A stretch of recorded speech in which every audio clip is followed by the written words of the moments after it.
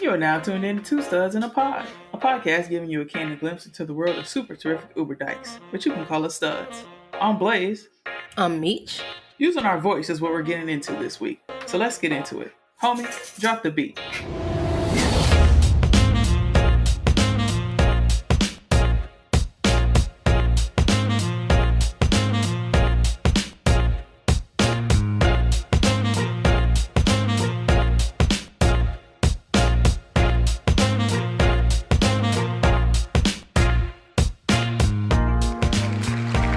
Two Studs in a Pod. We're just a couple of studs keeping it real raw and off the cuff, and we'd like to welcome you to the show.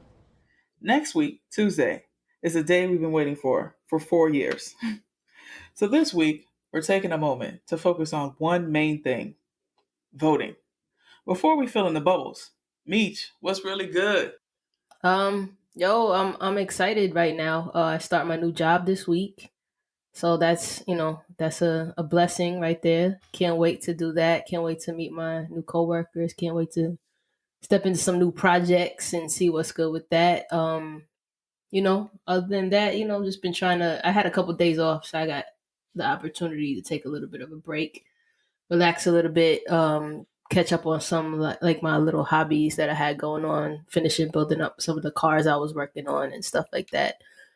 But other than that, just been kind of prepping for this new job and getting the old job out of my system. What you been up to? Working, of course. Also got my fish tank up and filled and scaped with my live plants. So we'll see how this situation goes. No fish yet, but I know what I'm going to get.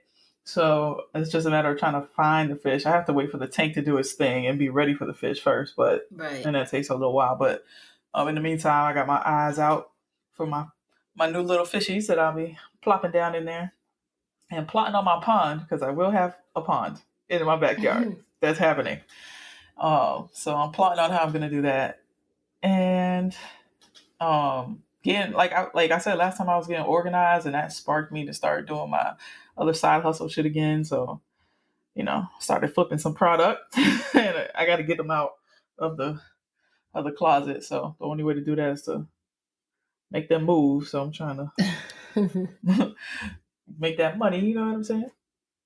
But other than that, just been, helping wifey as she does her school thing and trying to hold shit down and playing with the puppy and, just living life, being happy and taking care of my domestic life shit. Yeah, man. Being a grown up is I know. Don't grow up, kids. Don't grow up. It's a trap. Facts. It sure is. It's ghetto hair. Yo.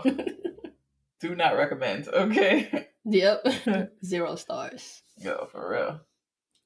But on a serious note, let's go ahead and pop some peas and pay homage to some well-known and not so well-known studs, butches, and other masculine presented women that have made moves or are making moves to help make us seen in our segment called Poppin' Peas.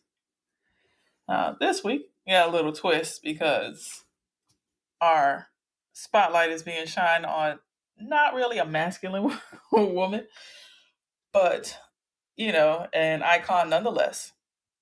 And this week, we're shining the spotlight on a civil rights activist and icon for the Black and LGBT community alike.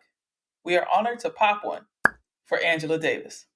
Angela Davis has long fought for the rights of Black and brown people. Her journey began in Birmingham, Alabama, where she grew up in the infamous Dynamite Hill neighborhood. In her early school days, Angela joined the Girl Scouts of America and credits the organization for instilling her desire for political involvement. Her educational yearnings led her as far as Germany, where she remained until being drawn back to the States by the growing movement of the Black Panther Party. Upon her return, she took a position at UCLA, but only lasted for 1 year due to her affiliation with the Communist Party. She soon after became involved in the Soledad brothers' trial, even being linked to the purchase of the guns that were used in their courtroom melee. It was thanks to this involvement that landed Davis on the FBI's most wanted list and labeled as a terrorist. She was captured on October 13, 1970, and quickly gained notoriety behind the thousands of people who organized to gain her release. 200 local communities, 67 countries, and the song contributions of John Lennon and Yoko Ono helped lead to her release in 1972.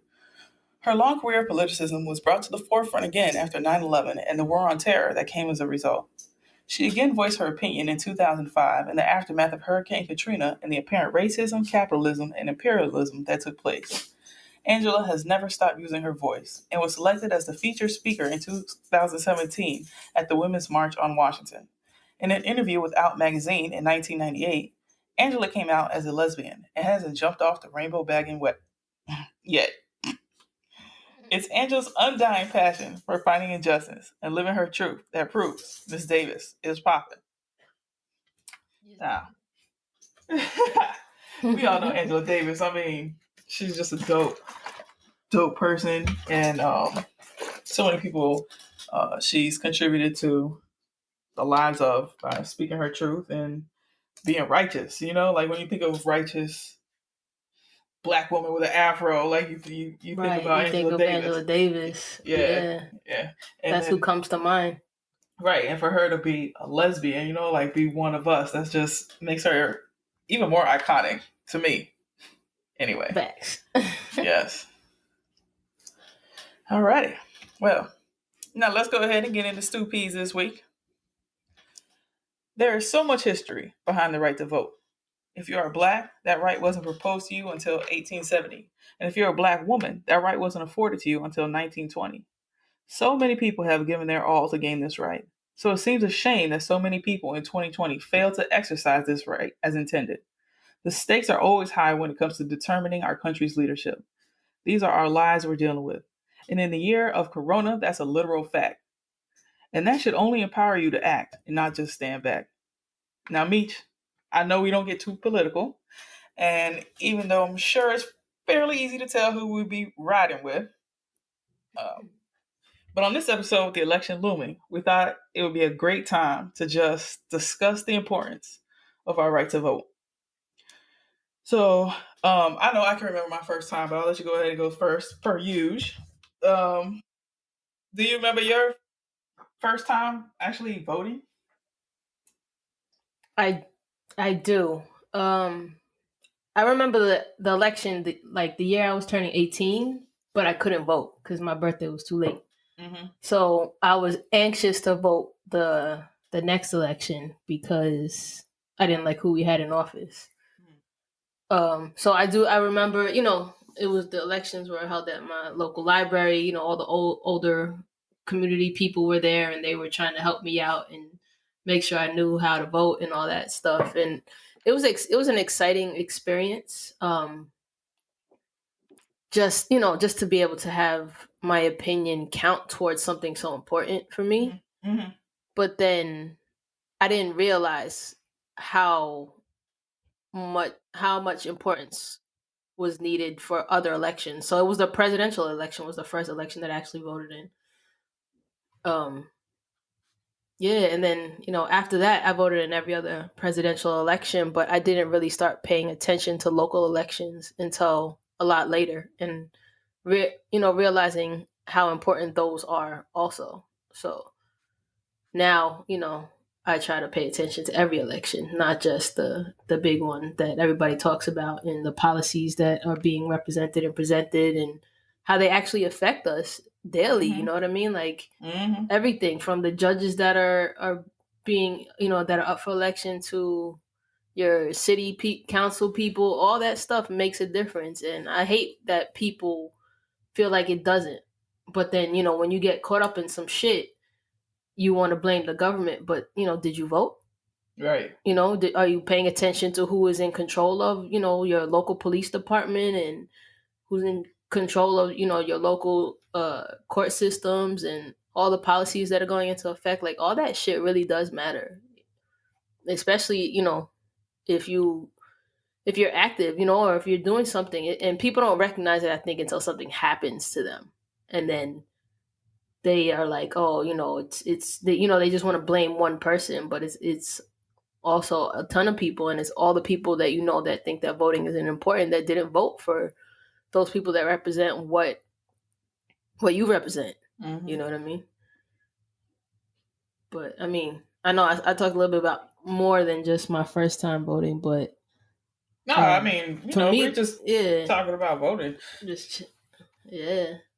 I mean, I remember, of course, Obama. That one was a big election. Oh yeah, I remember just waiting. in general for all of us. That's an election I clearly remember. I don't remember. I don't. I remember. I don't remember my first.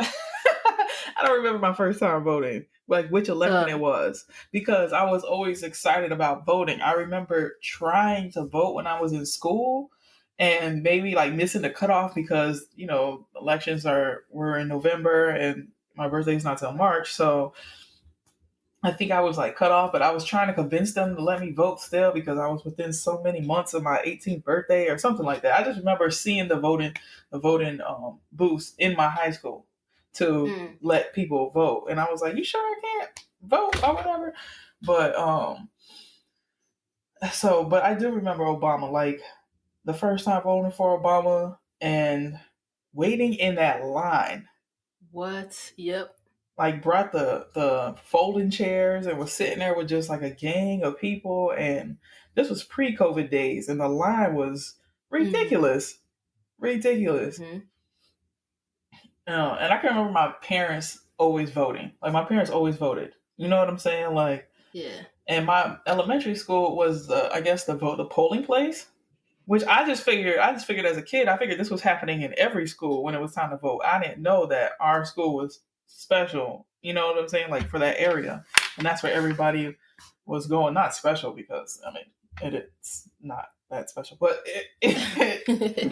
like it was the polling place. So I remember on those days would be like the days my mom would actually park and come inside and do the whole voting thing, and then to get to our classrooms, to get to the cafeteria, we had to walk through the hallway, which is where they had the adults voting. So now that I look back at it, I wonder how much that shaped my view of voting, because I saw people doing it. Like it's not foreign to me. You know what I'm saying? Like it wasn't ever a foreign thing. I mean, my parents didn't particularly talk to us about politics like that, but at least not that I remember. But I do remember seeing people vote. Like I remember the voting booths and wondering what was going on in the booth, and then behind that curtain. Yeah. And ready to like walk up to the person and give them my ID so they could give me my ballot based on my last name. You know what I'm saying? Like I remember seeing all that as a kid. So it makes me wonder if if the polling places were more spread out in access. Obviously, we know that that's a major problem because that's how certain parties gain control, is by suppressing the votes in different areas. That's why the NBA wanted to make all of the arenas polling places, because a lot of times the arenas are in the hood. Yeah. You know what I'm saying? Or hood adjacent, like AAA. That's true. And now that you mentioned, like, when you were a kid, my parents, we were lucky because my elementary school, like yours, was a polling place. Mm-hmm. But when I think about like the north side of my town, they didn't have any polling places. Mm-hmm. They had to come all the way over to where I was to vote. And I don't, I don't know how much that affected the votes growing up. That's so true. Like I never really thought about it like that. But I mean, it's important. You got to do it. It's just something you got to do, as inconvenient as it might be or whatever. Like it's your right. So many people died for this, Right, exactly. And like you said, like now that I think about it, like my whole thing was always voting for the president, voting for a president, right? It never was really voting for that local judge or the local mayor or paying attention to who these people actually are. It's only the past few elections that I can honestly say that I've even like sat with the ballot and Googled everything that's on it. Like I need to know where this person stands. Even I usually tend to vote one way for the most part anyway, but it's not that I'm not open to another way. You know what I'm saying? It's just that other way usually just doesn't fit with how I like to roll. Yeah. So yeah. And I don't know, like people died and we had to earn this right. It's not something that was given to us, especially as Black people, especially as women. As Black women. Right. Yeah. Like even if you were a Black woman, you still couldn't vote after they supposedly let Black people vote. You know what I'm saying? Like so to just not do it because you're just like, it doesn't matter. Imagine if all those people who didn't say it didn't matter actually did vote. It would really matter. Right. Exactly. it would make a huge difference, and we could actually start, all this shit that we're fighting for, like we got all these movements that we're trying to put into effect, not just as black people but as women. They're trying to strip away our rights and things like that, you know what I mean? So how can you say that it doesn't affect you Right. at the end of the day? Especially now, black gay women at the end of the day, right? We need to definitely be out there voting, because Especially we got now. yeah, Yes, we have so much working against us. Right, and we have 2 Supreme Court justices that are already ready to go strike down our right to vote, which we've only had for less than a handful of years. Like they want to call it overfill. They want to say that it's and overrule it and get rid of it, and because they say it violates I forget now what they said it violated, but they're trying to use the Kentucky clerk who wouldn't give the gay marriage license to the couple. They're trying to say that her rights were violated for her religious rights or some bullshit were violated, right? And I thought we're not supposed to mix church and state, though. Exactly. I'm like, it's amazing to me how often these things come up where it is a mixture of that. Like, I'm not against anybody believing what they want to believe and who they want to believe in, right? That's your business. But you don't have the right to force that upon me. I'm not forcing my sexuality upon you. I just want to be able to live my life and not have to worry about losing my job because you don't like who I sleep with that night. Right. So, yeah, that's definitely a threat. And as soon as they mentioned it, and I think they're type excited that this dude gets to nominate Amy Barrett for that seat because she is highly conservative with her token black children. I mean, had you heard about the Supreme Court justices that are trying to overturn the gay marriage ruling? No, I didn't hear specifically anything. I just know they're always trying to overturn that shit. Like, we're always fighting to keep our rights, which is bogus to me. And people don't understand that. Like, we're just trying to. This is how I feel. We're just trying to live, right? And they feel like it's okay to like, you take money out my check the same way. So why don't I have the right to be protected or have these same rights that you do? You don't take any less. Matter of fact, you take more money out of my check because I'll never have any dependents. Oh, I was trying to look up the thing for us. I wasn't expecting Gordon. Like, you about to play a video? I wasn't expecting Gordon the Fisherman to pop up there. I was like, he took me out for a second. Yes. So that's why it's important because of things like that. Like, that's why it's so important to vote. I'm trying to get the names. I believe it's Clarence Thomas, and I don't remember. Yeah, Clarence Thomas and Samuel Alito are the Supreme Court justices saying that for 5 years is how long we've been able to have same-sex marriage in this country, and they're ready to like cut it down. Damn. And this has been a thing that I've honestly been concerned about since the day our current administration came into play, because that, that's how they roll. So, and calling this lady a victim is, it's ridiculous. It's disgusting for all victims of anything real. But I mean, bigger than the presidential elections, definitely, I've realized, are the local elections. And like I said, I started Googling everything, even the judges. Like, I never even used to think about it, but I read an article this year when I was getting my ballot ready, which I already voted. You know what I'm saying? Go me early voting. Too. I mailed mine in. Yes. Please vote. People vote. Mail them ballots, fill them bubbles. And the article was like, if nothing has happened in your state with these judges, then why keep them?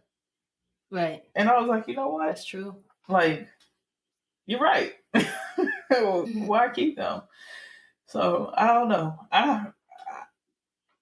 I just used to be my whole method of picking the bubbles I used to bubble before, other than the presidential one or like a gubernatorial one. Mm-hmm. Um, I would know off top, but the smaller ones like and the amendments and all that stuff, like I never really paid attention to that now. But now even as a homeowner, some of those things mean something for me that I need to, you know, be paying attention to. So, like you said, it's definitely important to be paying closer attention to the locals. And I found out that even the people that I know, like my friends and family, are also doing the same. Like we're all of our eyes are being open to the fact that we're just going along, going through the motions with those Right. type of elections, and we always only focus on the presidential or something big like that. And all of them are important, and even more so the ones that directly affect us, like our locals, right? Because they, like you said, they pick who's running the police, they pick who gets to be police, and what kind of trainings they get, and everything that What needs kind to of be funding corrected. they get, all Right. that shit that we're protesting against is decided on by our local elections. Yeah, that's why it's very important to pay attention and not just go with the flow. And I'm hoping that like the younger generation before us, even though they seem to be more on top of it and the importance of it than we were, Mm-hmm. um, they are voting. I think I saw something that said every 1 in 10 voters is somebody who's 18 to 23. Oh wow. Which Okay. when I think about how far away I am from 23 at this point, I'm like, damn, I'm old. For real. Like shit, when did Where that did the time happen? go? For real. I was like, yo, I still remember when I was 23 and wasn't going to sleep and taking risks, driving to a girl's house after the club with no glasses on. Like, what am I thinking? Oh shit. Yes, that'll be a story for another time. Okay, How young and reckless we were, for right? So real. we just hoping that the young ones Now I'm like, don't I lose be reckless about voting. too many curly hairs in the shower, and I'm like, I think I'm dying. I must be dying right now. For real. I got so many grays. Oh man, I got this one I'm starting to gray look hair old. that just like all my hair curly except for this one gray hair that just wants to stick on like some alfalfa shit on To stick the up. top of my Yup. hair. Yes, yes. The other day I It's caught disrespectful. for real. I caught Nikki looking at that shit. I was like, "Are you looking at my gray? Are you looking at my gray hair right now?" But I think that's another sign of age is how serious we're taking voting. You know what I'm Yeah. saying? Yeah. Like really serious. I mean, I don't know if it's just the situation is so dramatic and just like calls for your attention. Like if you're not paying attention to this, then I don't. You should go somewhere else. Just go to another find an island somewhere because there is shit going on. Yeah. I think nowadays because of social media and because, well, yeah, mostly social media for the young kids, they have to pay attention because it's everywhere. And if you're still not paying attention, then I don't know what to tell you. Like back in the day, like, our parents and our grandparents, they didn't have television and shit. They had like newspapers, like our generation, we had a little bit more technology to be informed, but the That's generations filters. below us, they have even more no filters because it's direct contact, right? And that's how everything start. That's how people started getting woke in the first place, right? Was because, like you said, like our parents had the newspaper, so they had to wait. Some shit happened yesterday, and they didn't find out about it till 2 days from now because I had to go through the whole paper process and make it to their front door. So the way that information was disseminated and during their time was so much slower. And now here we are, our generation came along with that AOL dial up and all that good shit. And we started with I chatting each other and IMing and all that shit was just amazing. And being able to communicate at the blink of an eye about shit and see it now. Like think about it. The NBA finals used to be recorded, bro. Damn. Yeah. Yeah. Like damn. They could have already which I'm gonna pause. My heart broke when team went down, but Yeah. They fought the good fight, and I still love them. Go Heat, and whatever. Congratulations, Lakers, whatever. I just never wanted LeBron to have more rings than Dwayne because I love Dwayne, but Yeah. it is what it is. LeBron is a GOAT, and he did get his first 2 with us, so let's not forget. Right. He owes it to Miami. That's right. He still be talking that good Miami shit out his mouth sometimes. I hear him say stuff. I'm like, he got that from us. Oh, see, look, I got off track. Started talking about basketball and shit. I don't remember what I was saying. You were just talking about how information is more accessible. Oh, that's right. See, that's why there's 2 of us. Yeah, and it's just so much easier to get around because now, even bullying is different, right? At this point in time, and it's just faster. And now that you can know, this dude could say something right now, and everybody will know about it in 2 seconds. Yeah. You'll look at something and they'll just post it 2 minutes ago, and everybody knows about it. So the whole world knows about it. The Fly. Remember the Fly? Oh yeah, the Fly. Yeah. Everybody. Yeah. Even if you weren't watching, right, you knew about it. Right. Yeah.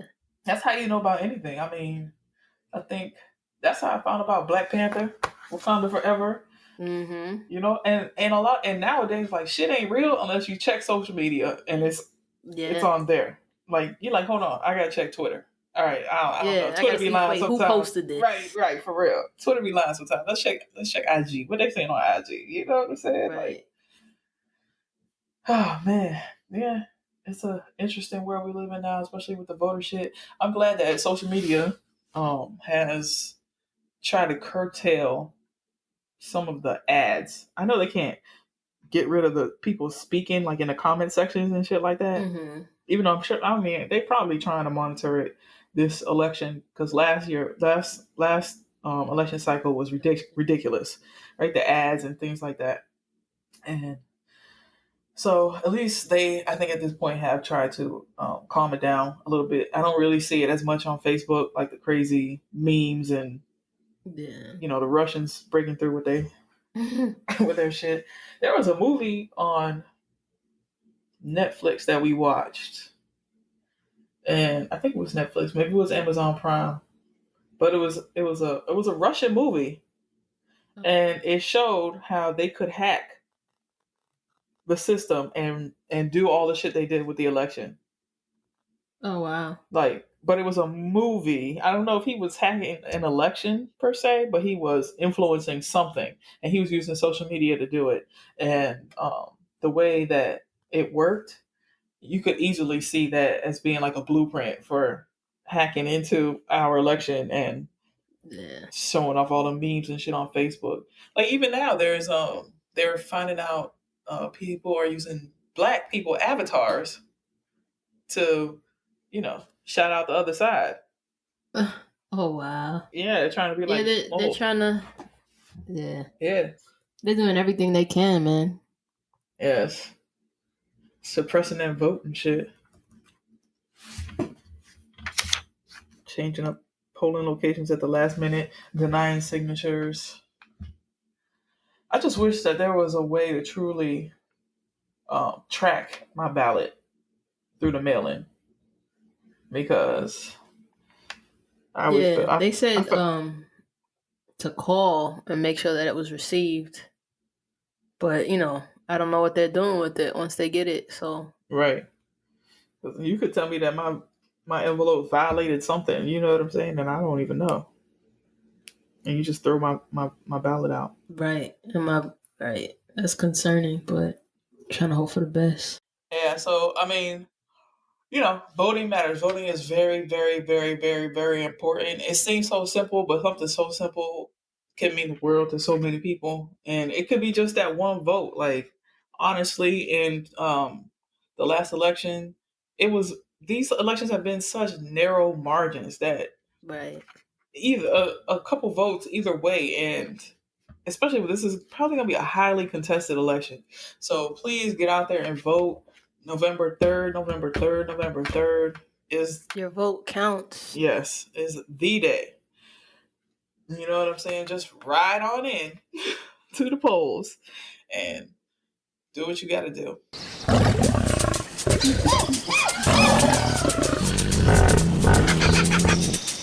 Now, let's get into Wild Peas, or the part of our show where we share and answer some of the most wild questions we've seen on the internet.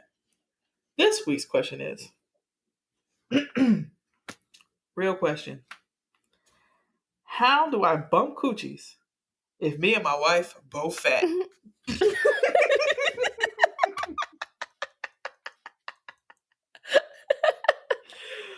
So I don't know about you, but when I think about this, just the image.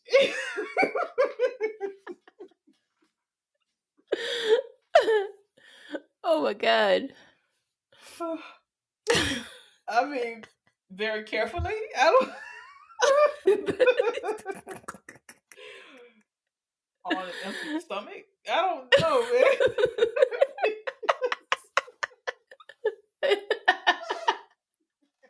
You said on an empty stomach.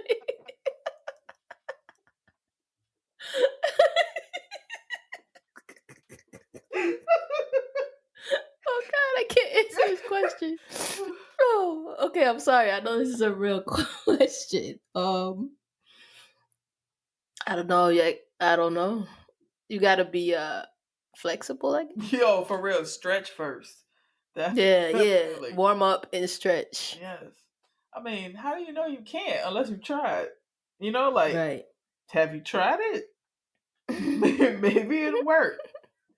Belly's in the way. I mean, not if you sit. Not if y'all sit a different way. I mean, maybe the legs gotta be like, what I'm some saying? Different positions, and just wiggle your way in. Maybe you just weren't meant to bump coochies. Like, maybe you gotta be more of the flip you over on your stomach and ride your butt type, because you're right. That sounds more appropriate. Yeah. It might not work. Well, I just don't get, like, have you not tried it? If you're asking how. Right. You're asking how. Get drunk one night. You're really flexible when you're drunk.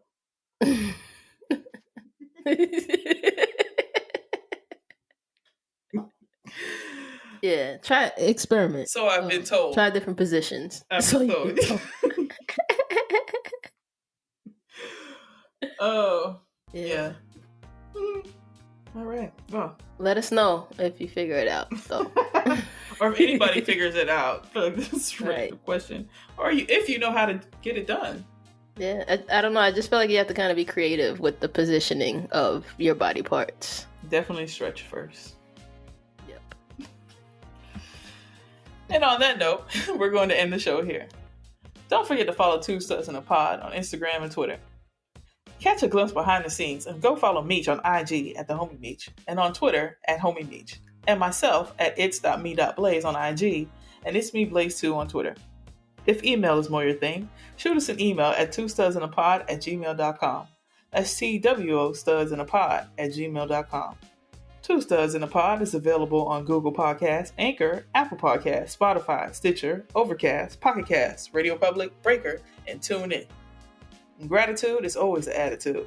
So we want to say thank you for lending us your ear. Thanks for tuning in. Thanks for tuning in. Bon voyage.